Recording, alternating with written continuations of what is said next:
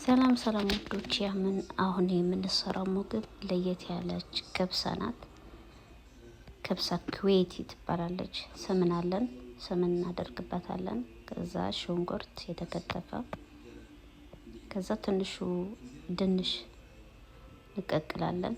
ከዛ ድንሽ እናስገባለን። ከዛ በኋራት፣ ከዛ ዘቢብ፣ ነጭ ሽንኩርት እዛ በቃ ይበቃዋል።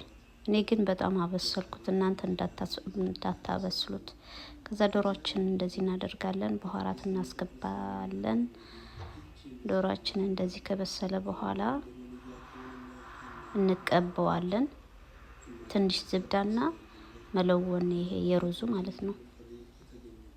ከዛ ፍሩን እናስገባዋለን። ከዛ የቀረውን መረቅ ሩዙን እናስገባበታለን። እዛ ይሄንን ይመስላል ዶሮውን።